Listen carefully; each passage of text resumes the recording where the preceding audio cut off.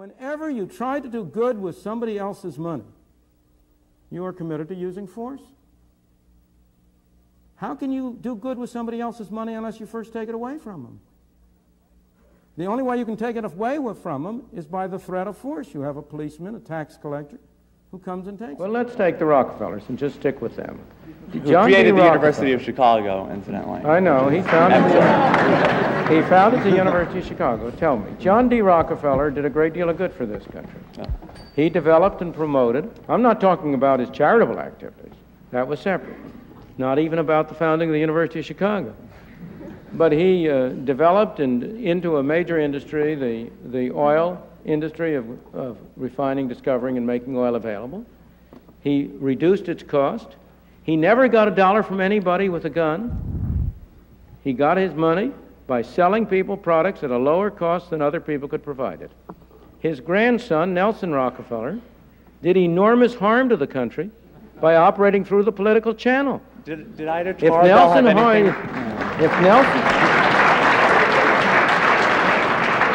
If Nelson Rockefeller if we had the 19th century version, and Nelson Rockefeller, with all his accumulated wealth, had tried his hardest to spend that in such a way as to reduce the freedom and the affluence of other people, he could not have come close to achieving what he did achieve in that direction as a political figure. He couldn't even have afforded to put up the Albany Mall, let alone to have undertaken the measures which made New York State a basket case, which changed the educational structure of New York State, in my opinion. And therefore, the private sector is not inclined to perform in the altruistic way that you think it will. And as a result of that, the welfare state has sprung up as the only alternative for the disadvantaged in the society. Well, let's look at the situation. Was it a pure interest in material welfare and self-well-being that built the University of Rochester and the thousands of other private universities around the country? Was it the material interest in immediate self-welfare that produced the private non-profit hospitals around the country that were so prominent a feature, let alone the Carnegie libraries, let alone all the others? It's quite the opposite.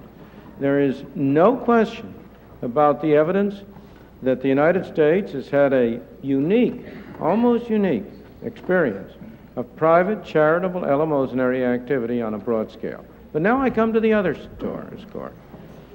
Again, you are looking at it in terms of objectives and not results. You are assuming that these welfare programs do help the disadvantaged. You are assuming that government activity helps the disadvantaged. If I take people of your race, in what respect are the black people in this country most disadvantaged? In respect to the kind of schooling they can get. Why? Because that schooling is provided by the government. Where do you get the idea that the disadvantaged are being helped? The blacks are in the first place forced to have bad schooling because the state provides it. In the second place, having been put under that disadvantage, they are being prevented from getting on-the-job training by a minimum wage law, which is the most anti-Negro law we have on our books, all in order to help the poor, no doubt. That's the purpose of it. That's said to be the purpose of it. But what's the effect of it?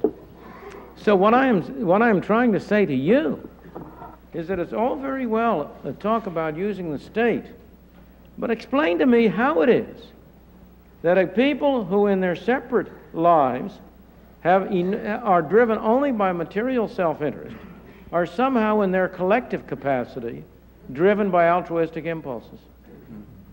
How do you reconcile the one or the other? See, the basic situation, as it appears to me, is almost the opposite. Most people are selfish in a narrow material sense. And when the government is run by most people, when you have a majoritarian democracy, the government is going to reflect their preferences and their taste. The only way in which you can have non-material values become effective is by having a society in which a minority can express itself. Which are the most materialist countries in the world? There is no country in the world more materialist than Russia.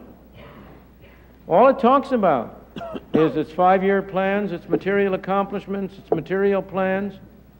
It is not altruistic It's decidedly higher than the average income of most of the people in the world. These are not absolute standards, they're relative. So you have to ask a very different kind of question.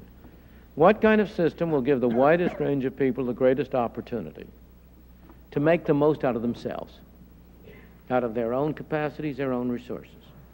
What are the plans for doing that? I'm not going to try to have a program which will give adequate housing to the poor. I want to have a system under which individuals can have as much opportunity as possible to develop themselves, and in which other people can have as much opportunity as possible to help other people. And I say that system would be a system of essentially free enterprise, private enterprise capitalism with a very limited government. And in that system, you have in fact achieved higher standards of housing than you have through other methods. The number of privately built houses has always vastly exceeded the number of government built houses. So that I'm not answering your question directly, but I'm going at it indirectly. You and I seem to have been involved in indirect circles. Thank you. Yes, sir. Professor Friedman, there are certain social goods that cannot be supplied by the private marketplace. Such as what? Well, let's say there are goods that either the marginal benefits cannot be separated, or that they're so lumpy that... Such as what? Roads, for instance. Roads? Roads. You can have private toll roads. You've had them for years. Is there any reason why this interstate highway that you have, the great interstate New York Thruway, is there any reason why that couldn't be leased out to private enterprises to run? And they could finance it by charging a fee? Okay, my question concerns social goods. Yeah. Do you accept the fact that there are certain goods that the private economy cannot supply? I accept that there are goods which the private economy is not likely to supply. I accept that there are goods in which it is difficult through a private economic system to charge everybody who gets the benefits from it. Okay. In those cases, however, it is also true that it's not easy for the government to supply it. You see, the problem with the direction you're going is that there's a strong tendency to say, here's a market failure. I have no way in which Rochester University can be made to pay those citizens of Rochester whose shirt is dirtied by the amount of smoke that comes from Rochester University's chimneys. All right, that's a market failure. Rochester is imposing a cost on people and ought to pay them for it. It's buying their services, in effect, their services of letting their shirts get dirty so that Rochester can heat its buildings. All right, now, that's true, that's a problem. But in those same cases, it's also difficult to have government do anything about it. And if you're going to consider cases of market failure like that, you have to put into the balance the fact that when government seeks to achieve an answer to it, you're likely to have a government failure. Whenever you try to do good with somebody else's money, you are committed to using force. How can you do good with somebody else's money unless you first take it away from them? The only way you can take it away from them is by the threat of force. You have a policeman, a tax collector, who comes and takes it from them. This is carried much farther if you really have a socialist society. If, on the other hand, trees become more valuable, well, then they will be planted and grow. Same thing with steel, with iron ore, and with other things. People are really, you know, this kind of nonsense that you hear from the Club of Rome and similar engineers about finite physical resources setting a limit to economic possibilities is really a bunch of nonsense. Most of the value of our product, most of our output, doesn't consist of raw materials at all.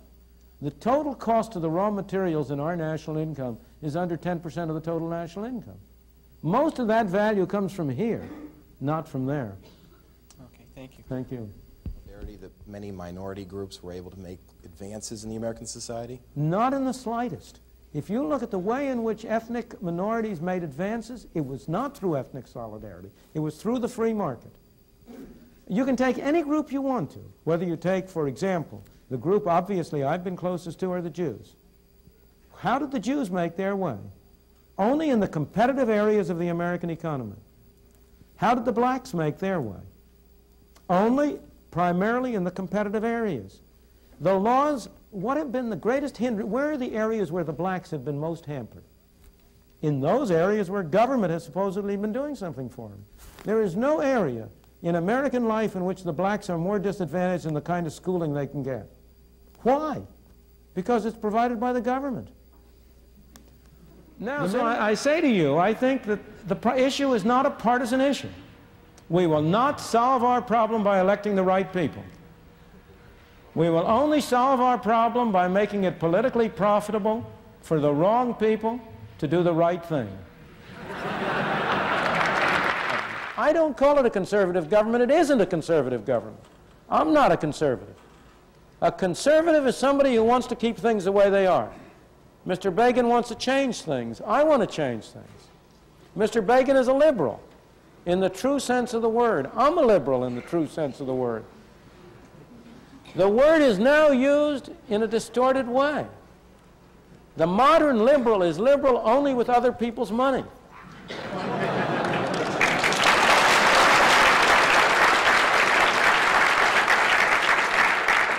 The word liberal means of and pertaining to freedom. And I believe in freedom, and a true liberal is somebody who believes in freedom. It isn't freedom for the government to take 40% of my income out of my pocket and spend it on things that we, through our political mechanism, have decided on, but nonetheless that I as an individual, you as an individual, have no control over. So I will not agree with your description of Mr. Begin or his government as conservative. They're not. They're a liberal government, and in fact, you see, the word liberal still retains its 19th century meaning in most of Europe. And if you take the parties which together make up the Begin government, a major party is a liberal party of Israel. Now, with respect to the problems, but the reason I have some optimism is because what fundamentally determines what happens are the attitudes and philosophy of the people at large. Washington has been doing these things because the public has been telling him to. And the only hope is that the public changes its views and its attitudes and comes to recognize what's going on. And there's been a big change there. You no longer have the immediate belief on the part of the public at large that the way to solve the problem is to have government impose more controls. The public at large is fed up with that.